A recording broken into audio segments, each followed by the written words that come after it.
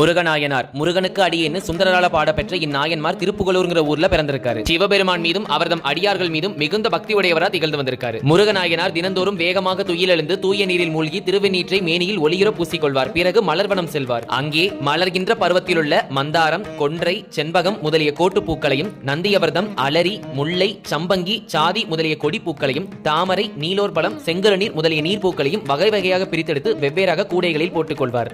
இவ்வாறு பறிக்கப்பட்ட வகை வகையான தூய திரு நறுமலர்களை கொண்டு கோவை மாலை, இண்டை மாலை, பக்தி மாலை, கொண்டை மாலை, சரமாலை, தொங்கல் மாலை என்று பல்வேறு விதமான மாலைகளாக தொடுப்பார். பிறகு வழிபாட்டிற்குரிய காலத்திற்கு ஏற்ப எம்பெருமானுக்கு பூமாலையும் பாமாலையும் சாத்தி அர்ச்சனை புரிவார். மேலும் முருகநாயனார் சிவனடியார்களுக்காக சிறந்த மடம் ஒன்றையும் கட்டி கொடுத்திருக்காரு. முருகநாயனாரின் அச்சிறந்த மடத்திற்கு திருஞான சம்பந்தர், அப்பர் சுவாமிகள், சிறு தொண்டர், திருநீலநக்கர் போன்ற சைவ சன்மார்க்க தொண்டர்களும் எழுந்தருளியுள்ளார்கள். இறுதியில் திருநெல்லூரில் நடந்த திருஞான சம்பந்தரின் திருமணத்திலே கலந்து கொள்ள சென்ற முருகநாயனார் இறைவன் அருளிய பேரொழியிலே திருஞான சம்பந்தர் புகுந்த போது தாமும் புகுந்தார். என்றும் நிலையான சிவானந்த பேரின்ப வாழ்வையும் பெற்றார். இதனால் தான் மலர்களை பூஜையில் ஒரு முக்கிய அங்கமாக பெரியோர்கள் கூறி வந்தார்கள். நாமும் முருகநாயனார் போல உண்மையான பக்தியோடு இறைவனுக்கு மலர்களை சமர்ப்பித்தோமே ஆனால் நிச்சயம் இறைவனது அருள் நமக்கு கிடைக்கப்பெறும். மலர் கிடைக்கப் பெறவில்லை என்றாலும் மனம் என்னும் கமலத்தில் இறைவனை அமர வைத்து பூஜை செய்யக்கூடிய பெரும் பாக்கியத்தை இறைவன் நமக்கு அருளியிருக்கிறார். ஆதலால் கலங்கமற்ற தூய பக்தியோடு நாம் இலையை அர்ப்பணித்தாலும் கூட அதனை இறைவன் இன்புற்று ஏற்பார். மேலும் முருகநாயனாருக்குரிய பூசை நாளாக வைகாசி மாதம் மூலம் நட்சத்திரம் ரொம்ப விசேஷமா சொல்றாங்க. இப்பதிவிற்கு ஒரு லைக் போட்டுட்டு முருகநாயனாரோட பக்தியை பற்றி நீங்க என்ன நினைக்கிறீங்கன்னு மறக்காம கமெண்ட்ஸ்ல சொல்லிட்டு போங்க.